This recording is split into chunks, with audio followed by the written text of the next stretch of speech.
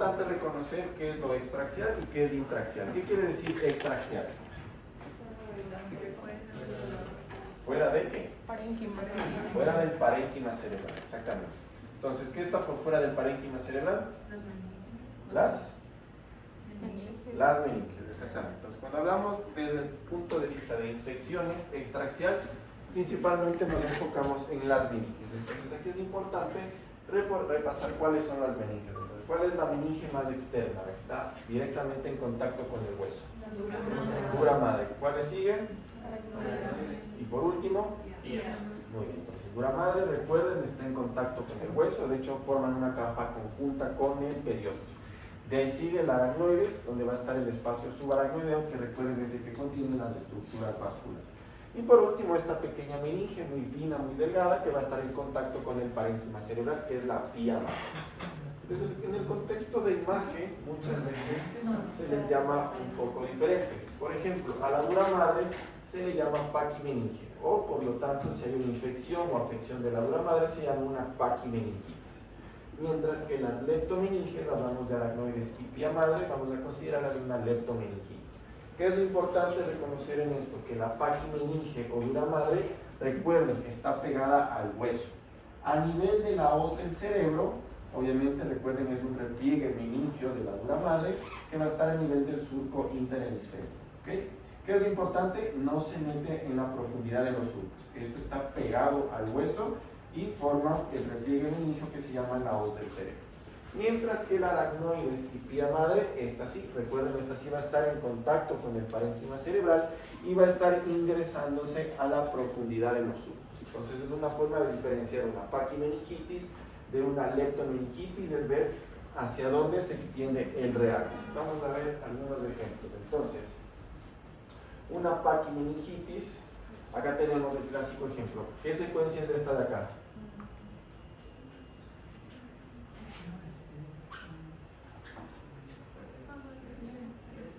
No. Este de acá es un flema. Este de aquí es un T1 con contraste. T1 con contraste. Entonces, ¿qué es lo que estamos viendo? Como el realce, si se dan cuenta, se va hacia la dura madre, como todo este realce está pegado al hueso y no está ingresando en la profundidad de los surcos. ¿Dónde se ingresa? En el surco interhemisférico, porque aquí tenemos la hoz del cerebro. Entonces, esta es la clásica paquimeningitis. Acá tenemos un ejemplo, el mismo paciente, pero en la secuencia FLAIR. Cuando no tenemos contraste, el FLAIR es de muchísima utilidad. Aquí vemos el engrosamiento de la dura madre. Recuerden, no ingresa en la profundidad de los surcos. Otro ejemplo, lo mismo, vemos, inyectamos contraste, realce paquimeningio, cómo está todo este realce pegado al hueso, en este caso en relación de lóbulos temporales. ¿Y quién me puede decir esto de acá? ¿Qué está realzando aquí? También es dura madre, pero ¿en dónde? Tienda. ¿En dónde? La tienda del Exactamente, la tienda del cerebelo, o también se le llama Tentorio.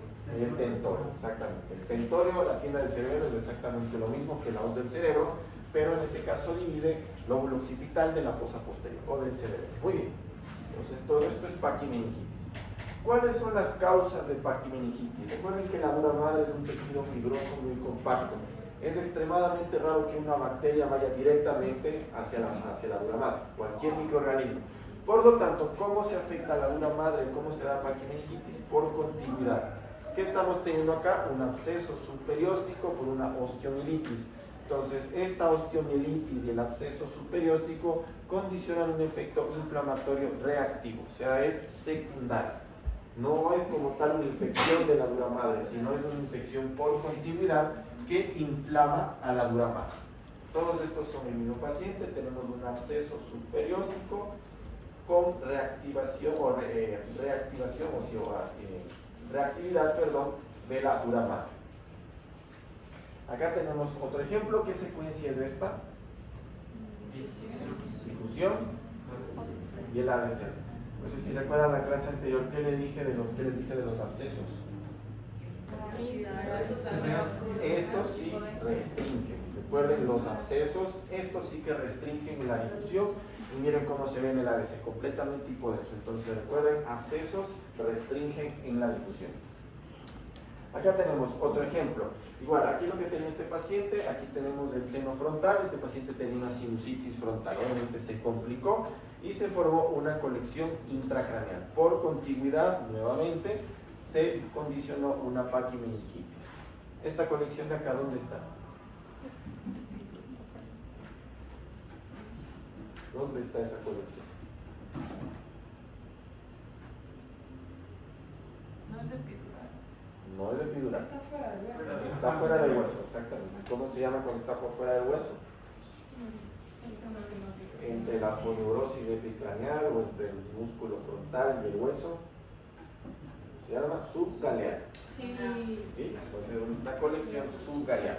Entonces, causas de paquimeningitis, recuerden, por continuidad, complicación de una sinusitis, complicación de una mastoiditis, a veces de las semillas mastoideas también se puede complicar y dar una paquimeningitis reactiva. ¿Cómo se ve la paquimeningitis? La ¿Como engrosamiento? Exactamente, es como un engrosamiento y realce de toda la dura madre. Pero nunca entra. ¿Cómo? O sea, nunca entra a los surcos.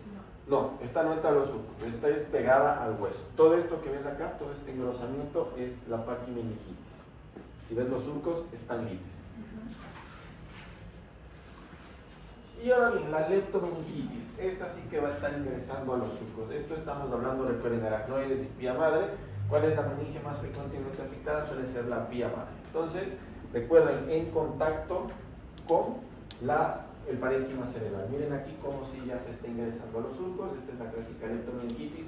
Aquí sí que el microorganismo va a estar creciendo en las meninges. ¿Okay? Entonces, este sí es una leptomeningitis bacteriana. Aquí tenemos otro ejemplo. Secuencias contrastadas, miren cómo realza toda la profundidad de los surcos, o sea, todo esto que realza entre los surcos es leptomeningitis.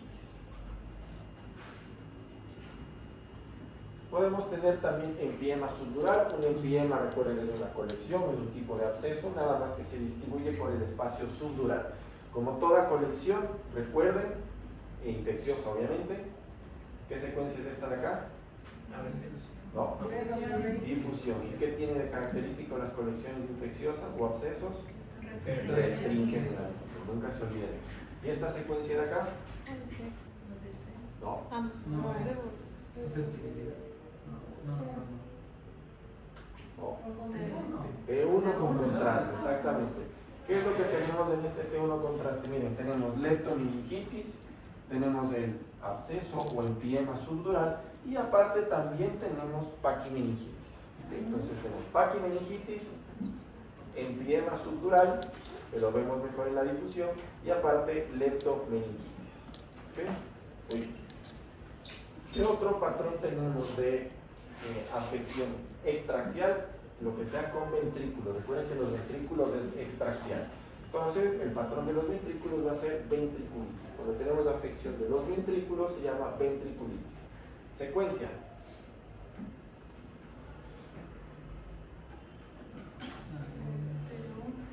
Con contraste. Muy bien, T1 con contraste. Esta de acá, fácil. Difusión, perfecto. Y el ABC. ¿Qué es lo que estamos viendo en el T1 con contraste? Miren este realce muy sutil de la superficie perimaria o periventricular, pero que ya en la difusión es bastante útil. La difusión es muy útil en la patología infecciosa, sobre todo extraxial o de abscesos. Miren cómo hay esta restricción dentro de los ventrículos. Todo esto corresponde con ventriculitis y obviamente en el ABC su subsecuente hipointensidad. ¿Okay? Entonces esto es una ventriculitis. Muy bien, ya vimos todo lo extraxial, paquimeningitis, leptomeningitis, colecciones pueden ser superiósticas, subdurales, ventriculitis. Ahora vamos con lo intraxial. Cuando hablamos de intraxial es propiamente hablando ya del parénquima cerebral. ¿Cómo se llama la infección del parénquima cerebral? Se le suele llamar encefalitis. ¿Okay? La clásica encefalitis, cuando ya tenemos toda esta infección o afección del parénquima cerebral, manifestado principalmente por edema vasogénico. ¿Okay? Aquí hay un proceso inflamatorio en el parénquima cerebral que obviamente condiciona edema. ¿Qué tipo de edema? Obviamente edema vasogénico. Ahora bien, si ustedes tuvieran esta imagen, no tuviéramos nada de clínica, ¿cuál sería un diagnóstico diferencial? Teniendo en cuenta ese territorio. Si se dan cuenta, está como que en un territorio muy clásico de la arteria cerebral media. Entonces, ¿qué pensaríamos? Parte de encefalitis.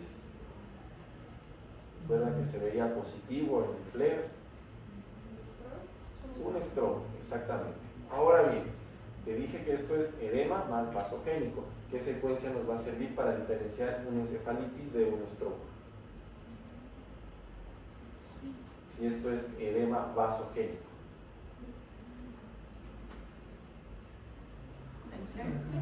No, el FLAIR está acá. Y en el FLAIR, en el stroke también se ve intenso. Por esta secuencia que me permitía ver el stroke, el edema. Difusión. La difusión, exactamente. Recuerden que la difusión me sirve para ver edema citotóxico. Aquí yo tengo edema vasogénico, por lo tanto, la difusión no va a estar positiva. Puedo tener tal vez un poco hacia la corteza, pero generalmente es predominio edema vasogénico y no voy a tener nada en la difusión. ¿Solo el edema citotóxico? El edema se ve citotóxico, difusión. exactamente, porque tienes restricción del movimiento de agua. En el edema vasogénico no, en el edema vasogénico tú tienes el agua que está viajando completamente libre por el espacio intersticial. En el citotóxico no, todo está compactado dentro de la célula. Y bueno, en el T1 contrastado podemos tener un poco también de realce en los sitios afectados. Y bueno, la encefalitis obviamente tiene clínicas muy floridas. ¿Cuál es la clínica de una encefalitis? Cambio de conducta. ¿Ok? Puedes tener cambios de conducta, ¿qué más? Fiebre. Obviamente fiebres sumamente altas, deterioro neurológico, pero algo muy característico, Convulsiones. vómito, puede ser si tienes algún dato de hipertensión intracraneal, Convulsiones. focalidad, ¿como qué? Convulsiones. Convulsiones, exactamente, crisis convulsiva, suele ser lo más frecuente, y bueno, la fiebre bastante alta. Muy bien, los abscesos intraxiales, recuerden, podemos tener abscesos extraxiales como en piernas, pero también intraxiales. Secuencia, difusión, que era lo típico, restringen. Recuerden, abscesos, colecciones infecciosas restringen en la difusión. ¿Qué secuencia es esta de acá?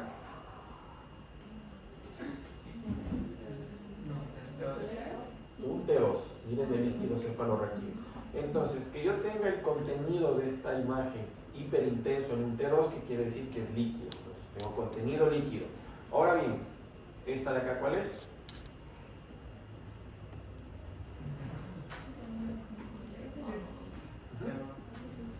¿Ya lo dijeron?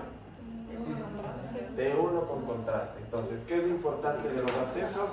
Recuerden, los abscesos tienen cápsula. Entonces, la cápsula realza. Entonces, ¿cómo es la cápsula? Generalmente es una cápsula gruesa, bien delimitada y, bueno, ligeramente gruesa, que es lo que ya mencionamos. Entonces, contenido líquido, hiperintenso en el T2.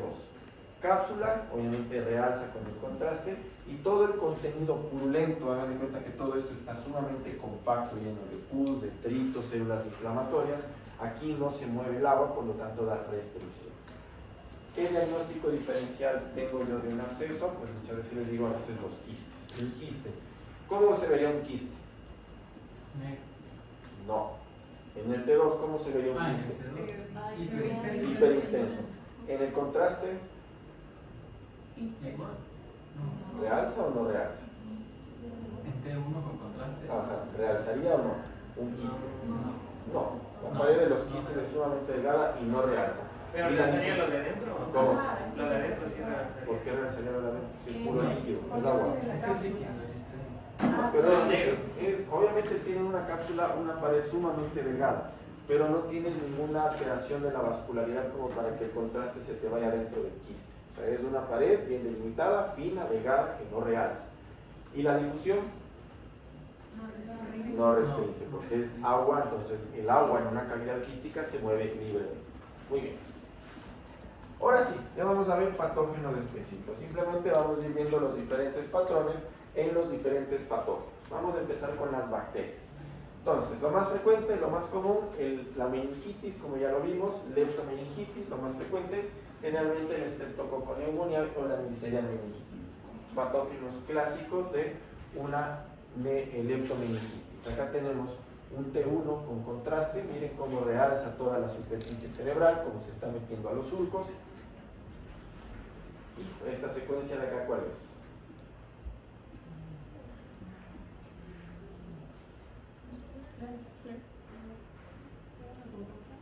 De uno con contraste es este de acá. Y esta, Flair con contraste. muy bien, Flair con contraste. Entonces, si bien yo les dije que el contraste solo se hace en el T1, esta es una entidad muy especial o condición muy especial en la que me sirve el Flair post-contraste, que es para el realce leptomeningitis. Para meningitis, recuerden, el Flair post-contraste puede servir. Y todo esto que vemos hiperintenso es la leptomeningitis. Muy bien. Pero recuerden, siempre el T1 con contraste es el contraste en la secuencia post-contraste más importante. Esto lo utilizamos en muy pocas ocasiones. Ahí, ¿dónde se le ve la meningitis? Acá, todo lo hiperintenso. Todos los surcos están. Exactamente. Recuerda que los surcos son líquidos, entonces lo ves hipointenso en un Flair. Pero aquí todo esto está hiper. Entonces, todo esto que realza es leptomeningitis. Muy bien, los abscesos, generalmente la gran mayoría, bueno, perdón, aquí es ese, ¿no? Es estreptococo neumonial, lo más frecuente, estafilococoides postquirúrgicos y bueno, gram negativos en niños. Los abscesos siempre recuerden, siempre se ven igual, cápsula gruesa, bien delimitada, con restricción en la secuencia de difusión. Algo que me olvidé de mencionarles de los abscesos es esto de acá. ¿Qué es esto hiperintenso que está acá? ¿Qué tipo de edema? Vasogénico. Vasogénico, exactamente. Todo lo que afecta efecto compresivo sobre el parénquima o inflamatorio siempre es edema vasogénico. Muy bien.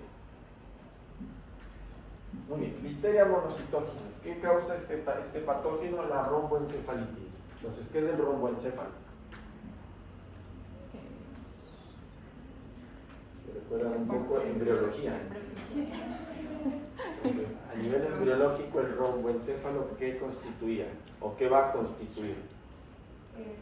Protuberancia, Protuberancia, bulo raquídeo, ¿ya?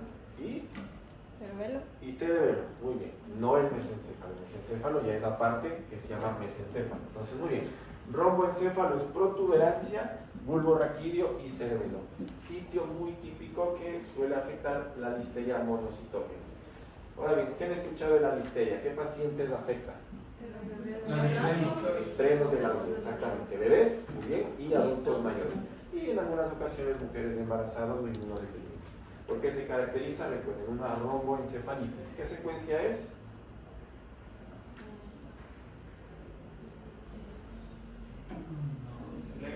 Flair, exactamente. Este es un Flair. Es una encefalitis obviamente dirigida al romboencéfalo. ¿Cuál es el tratamiento de la listeria? Muy fácil. Ampicilina. ¿Cómo le ve la romboencefalitis? Porque ves esta hiperintensidad. Toda esta hiperintensidad que estás viendo aquí a nivel de la protuberancia, toda esta hiperintensidad aquí un poco hacia el bulbo raquídeo y el cerebelo. ¿Okay? Todo eso. Y obviamente clínica de una encefalitis. Es fiebre. En esta ocasión no te va a dar tanto crisis convulsivas. ¿Qué te puede dar una afección del tallo cerebral? ¿Cuál es la clásica clínica de un paciente que tiene alteración o afección del tallo cerebral? Afectación de pares craneales. Exactamente, muy bien. Pares craneales principalmente oculomotores. Muy bien. Muy bien. Nocardia se caracteriza por abscesos, los mismos abscesos que ya hemos visto. La nocardia también los puede producir. Obviamente nocardia generalmente es algo un poco particular porque suelen ser pacientes con comorbilidades y múltiples abscesos. Es verdad, uno ve abscesos en el cerebro, lo primero que tiene que pensar es estreptococo neumonial. Pero si ya tenemos múltiples, hablamos a veces inclusive de 10, 15 abscesos supra y platentoriales, no podemos dejar de lado acá. Los abscesos se van a ver iguales siempre. Restringen en la difusión y realzan hacia la periferia o la cápsula con el material de contraste. Muy bien, ya vimos bacterias, vamos ahora con los virus. Entonces, el clásico virus, ¿cuál es el más frecuente? De los más conocidos. El virus del herpes. ¿Qué tipo de virus del herpes? El tipo 1, exactamente. El virus del herpes simple o tipo 1 es el clásico que da la encefalitis por herpes, o encefalitis herpética. ¿Por qué se caracteriza la encefalitis herpética? Por una localización muy típica. Entonces, secuencia. T2. Flair.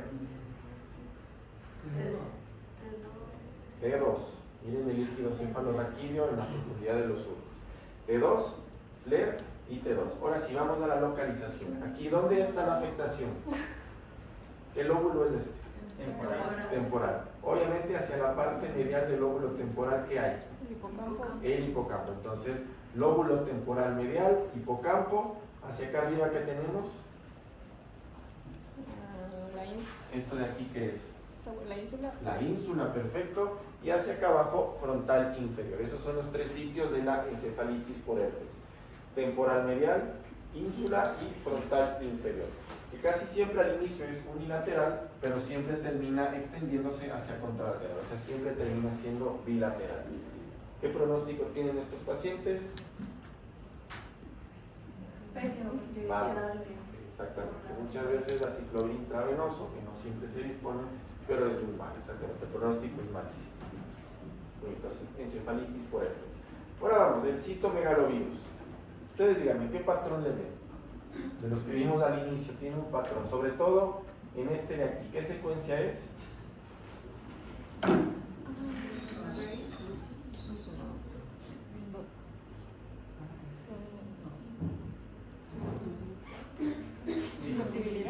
Es la difusión, exactamente. ¿Y ahora qué le ven en esa difusión? Esos puntitos al lado de los Tenemos puntitos de acá y esto de acá. Periventricular. Periventricular o Ventriculitis. ventriculitis. Entonces, ¿por qué se caracteriza el citomegalovirus? Por presencia de ventriculitis. ¿Ok? La Neisseria meningitis también la puede dar, pero cuando tenemos una ventriculitis aislada, a lo que hay que pensar es el citomegalovirus. Seguramente muchos de ustedes han escuchado que el citomegalovirus da calcificaciones. ¿En qué pacientes? Exactamente, periodo prenatal. ¿Y dónde se dan las calcificaciones? A nivel periventricular.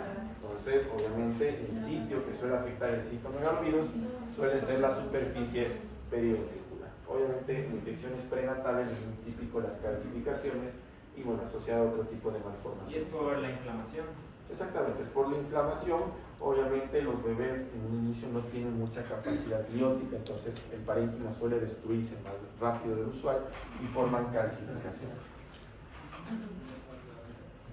El VIH, entonces el VIH sí se ha descrito que también afecta directamente al parénquima cerebral, sobre todo en sustancia blanca. Secuencia. T2. T2, muy bien. FLAIR. De uno. FLAIR, exactamente, FLAIR. ¿Por qué no es un T1? Recuerda que un T1, para que veas algo hiperintenso, tienes cosas muy claras, o sangre, o proteínas. Entonces, tener todo esto hiperintenso en un T1, raro. Entonces, este es un FLAIR. ¿Qué se caracteriza la encefalopatía por VIH? Pues obviamente, como les digo, afección del virus propiamente hacia la sustancia blanca, y lo que da es toda esta hiperintensidad periventricular en ambos lóbulos de forma difusa que respeta la unión córtico-subcortical. Entonces, muchos de estos pacientes que tienen VIH ya de forma crónica hacen encefalopatía por VIH y lamentablemente muchos de estos pacientes empiezan a hacer atrofia. No sé si se dan cuenta, ya tiene los ventrículos grandes, los surcos prominentes. Córtico-subcortical, se respeta la unión córtico-subcortical y genera atrofia y a veces deterioro cognitivo en edades muy tempranas. Este paciente apenas tiene 35 años. Muy bien, leucoencefalopatía multifocal progresiva. Virus JC. ¿Han escuchado el virus JC? ¿Cuál es el virus JC? Roosevelt-Jacob.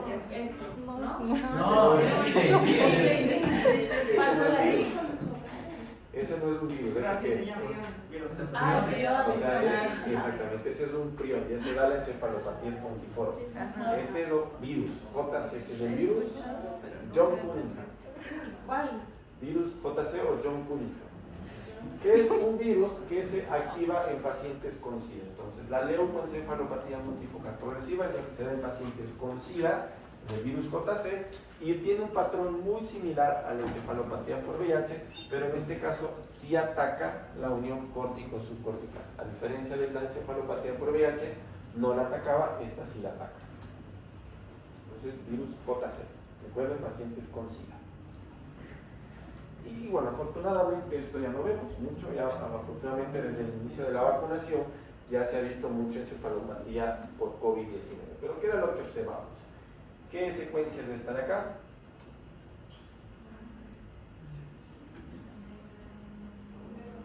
Flare. El flare, muy bien. ¿Qué está señalando esta flecha de aquí? Hipocampo. El hipocampo, muy bien. Entonces, ¿por qué se le dice hipocampo? ¿Qué quiere decir hipocampo? Tiene mucho que ver con su forma. ¿Qué forma tienen los hipocampos? ¿En forma de? ¿No? ¿De qué animal? Un animal. Del caballito de, exactamente. Un hipocampo quiere decir caballito de. Entonces lo que hacía era un tipo de encefalitis hipocampal. Y lo que también hacía era esto. ¿Qué secuencia es? ¿Y qué estamos observando? Microhemorragias, exactamente. Entonces hacían vasculitis de pequeños vasos y formaban pequeños focos de microhemorragia, sobre todo intratentoriales y temporales. ¿Okay? Hacían la vasculitis. Pero afortunadamente ya no observamos mucho eso. Muy bien, vamos con parásitos.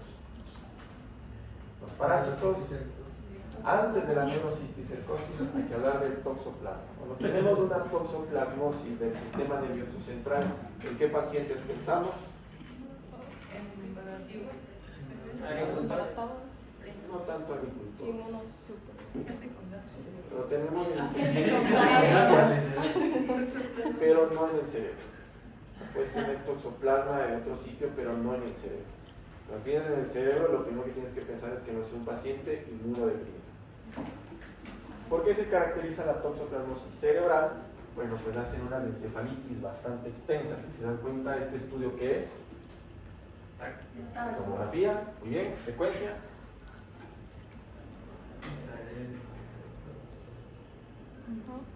Flare. Flare, perfecto. ¿Y este de acá?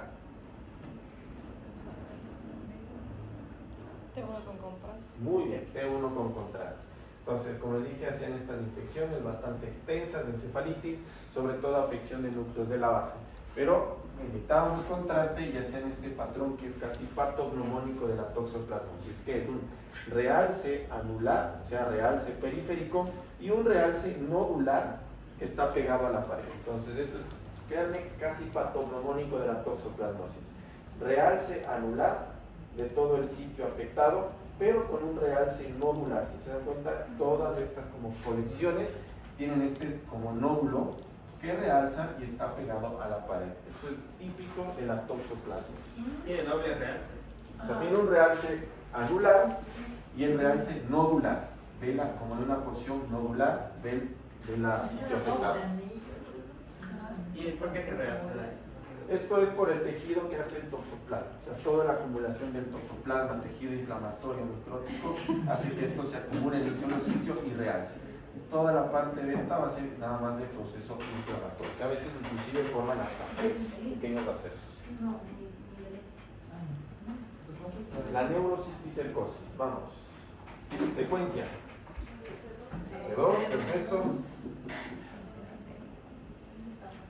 T1 con contraste. B1 con contraste. Y tal. Pues lamentablemente la neurocisticercosis sigue siendo prevalente en nuestro país. ¿En qué región? Cuando no hay agua potable. Sitios rurales, pero ¿de qué región? Costa, ¿no? Sierra. Sierra, exactamente. ¿Sierra Norte o Sierra Sur o Sierra Centro? Sierra todas. Pregunta de Juan. Orellana. Francisco le digan al cielo. Orellanes Oriente, esa es la Sí, zona. pues estaba diciendo. Es Sierra Sur. Si hablamos de Sierra Sur, ¿hacia dónde nos vamos? Loja. Exactamente. Cuenca. Ahí. Cuenca no, tanto, más de Loja. No debe decir Jesús. Primera pregunta. No debe decir Jesús. No, más de Loja. No hay McDonald's ahí. Pero tres, ¿de qué tres en compañía? Muy bien. Entonces, ¿qué es lo que observamos? Recuerden que la neurocisticercosis tiene fases. La primera fase vesicular, que es obviamente la que empieza a formarse en las diferentes vesículas. Si se dan cuenta, esta hipointensidad en el centro es del parásito, es del escolis, que está ahí adentro. ¿Okay? conforme va pasando el tiempo, generalmente a veces 2, 3, inclusive 4 semanas, ya el organismo propio de nosotros empieza a reaccionar, entonces empieza a atacar a los parásitos. Entonces, ¿qué hace? Obviamente el parásito se muere, ya no tenemos el Scolex, pero empieza un proceso inflamatorio sumamente intenso. Y es por eso que en el contraste vamos a tener como realza la pared del cisticerco. Esta es la fase coloidea, que es la fase sintomática. Aquí es donde los pacientes ya empiezan con síntomas, empiezan con dolores de cabeza sumamente fuertes o también crisis convulsivas, una fase coloidea. Y por último, ya obviamente pase la fase coloidea, vamos a una etapa granular, que suele ser igualmente media quística, con un poco de calcificaciones. Y por último, la fase calcificada, es vesicular, coloidal, granular y calcificada. La calcificada clásica que vemos en las tomografías, múltiples calcificaciones de distribución dispersa, ya obviamente pacientes que tuvieron cisticercosis y dejaron la secuela. ¿Y la granular? La granular, aquí, bueno, aquí es simplemente, ahí das de cuenta que es entre los dos. A veces puedes tener las mismas imágenes quísticas o un poco de calcificación. Suele ser a veces una mezcla de ambos. Estas tres fases suelen ser las más importantes. Fase vesicular muchas veces suele ser asintomática, sí puede dar síntomas, pero la coloidal es la que más síntomas da. Muy bien, ya vamos con hongos. Cuando hablamos de hongos, ¿en qué pacientes? En la fase coloidea, ¿qué pasa con el contraste? Realza, ¿Sería qué? realza la pared del cisticerco Realza. por el proceso inflamatorio. Ya, gracias. Entonces, hongos, ¿de qué pacientes hablamos? Inmunocomprometidos, casi en su mayoría. Criptococosis, un hongo clásicamente en pacientes de VIH. ¿Qué sitio están afectados aquí? Núcleos de la base. Núcleos de la base. Entonces, al criptococo le gustan mucho los núcleos de la base, sobre todo los espacios perivasculares. ¿Qué son los espacios perivasculares? ¿Cómo se llaman estas arterias que ingresan hacia los núcleos denticulares? ¿Recuerdan? Perforante. Más específicamente. Dentículo estriado. Dentículo estriado. Todo este espacio que está alrededor de las arterias dentículo estriadas, eso se llama espacios perivasculares. Entonces, todas las arterias, cualquier vaso que ingresa al parénquima cerebral, está rodeado de una pequeña cantidad de líquido cefalorraquídeo. Ese es el espacio perivascular. Obviamente, los núcleos de la base es donde más prominente suele ser, y por eso es que aquí suele crecer el hongo y dejar depositar su sustancia, que es como un tipo de sustancia gelatinosa, que es esto que estamos viendo acá, en los núcleos de la base. ¿Qué más tiene la criptococosis? ¿Qué está señalando acá? Eso es una ventriculitis. ¿Y acá?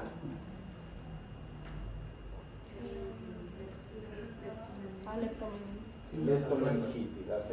Ventriculitis, leptomeningitis y afección de espacios perivasculares. Obviamente esta morfología, como muchos se llaman en pompas de jabón, dentro de los núcleos de la base, que es lo clásico. Las aspergillus, ¿qué forman los aspergillus? ¿Cómo se llaman estas bolas de aspergillus? Los aspergilomas, que nuevamente pacientes de inmunocomprometidos suelen formar estas bolas de hongos, como están varias hifas, por eso se ven hiperintensas en el T2, pero esto es lo más característico de los hongos, del aspergillus. ¿Quién me puede decir qué son esas imágenes hiperintensas que realzan? Estas son secuencias contrastadas. ¿Qué son?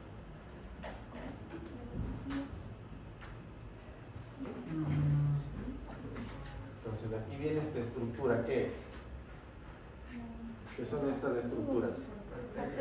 Son arterias. ¿Y esto? Aneurisma. Aneurismas. Entonces recuerden, muchos de los hongos suelen hacer pseudoaneurismas. No aneurismas como tal, no son de las tres paredes, solo a veces suelen ser una o dos paredes, por eso hacen formación de pseudoaneurismas y obviamente riesgo de sangrados bastante profusos. La mucormicosis, seguramente han escuchado, igual, pacientes VIH, pacientes SIDA principalmente, es una infección que empieza en senos paranasales y de aquí poco a poco se va diseminando hacia la órbita, hacia la cavidad oral y por último al cerebro, ¿okay? A la base del cráneo, piso de la base anterior y obviamente empieza la infección al sistema nervioso central. Altamente antiinvasivos, recuerden que cuando hablamos de hongos, los hongos se comen los vasos, entonces atacan las arterias y pueden producir eventos isquémicos. Después de los senos paranasales, ¿a dónde atacan? Realmente va hacia las órbitas, todo es por continuidad. De senos paranasales van hacia la órbita, pueden ir hacia la cavidad oral y muchas veces, casi siempre, terminan afectando la base del cráneo y extendiéndose al sistema nervioso central. Pero siempre todo es por continuidad. ¿Y ahí hacen abscesos en el No, cerebro? aquí hacen una especie de abscesos, más bien es todo esto, la acumulación de hongos y proceso inflamatorio y necrosis. Muchas veces todo esto que hacen es necrosis. Y de hecho son a veces infecciones sumamente mutilantes. Hacen unas infecciones sumamente grandes con necrosis extensa que terminan haciendo cirugías plásticas deformantes. Y aún así es de muy mal pronóstico. Y bueno, con esto terminamos. La tuberculosis se puede manifestar de muchas formas. Lo más frecuente, esto, ¿qué será? No, este es un T1 con contraste. ¿Qué estoy viendo aquí? ¿Quién me puede decir qué patrón es? De Mickey Mouse. ¿No? Mickey Mouse es mesencéfalo. El mouse se le conoce al mesencéfalo. ¿Qué patrón es? Este realce, ¿qué es? Que se mete aquí en la profundidad de los surcos, las cisternas de la base, la leptomeningitis, hace las cisternas de la base. Entonces, aquí estamos en las cisternas de la base del mesencéfalo. ¿Se acuerdan cómo se llaman esas cisternas? Perimesencefálica. Ese es un término muy general, muy bien. Perimesencefálicas, pero más específicamente. Hacia acá adelante, entre los pedúnculos cerebrales. Si está entre los pedúnculos, interpeduncular, muy bien. Hacia acá al costado, bueno, esto es un poco más difícil, es la cisterna ambiens. Y hacia atrás, ¿qué está hacia atrás del mesencéfalo? ¿Cómo se llama esa lámina que tiene 4 pepitas? Esa es la lámina cuadrigeminal. Y por lo tanto esa va a ser la cisterna cuadrigeminal. Esas son las cisternas perimesencefálicas. Pueden presentarse abscesos también, sobre todo infratentoriales. Entonces, tener abscesos únicamente infratentoriales puede ser sospechoso pensar en tuberculosis. Y encefalitis, esto ya es mucho más raro. Pueden dar encefalitis, pero más en contexto de pacientes inmunocomprometidos. Listo, terminamos. ¿Dudas, preguntas?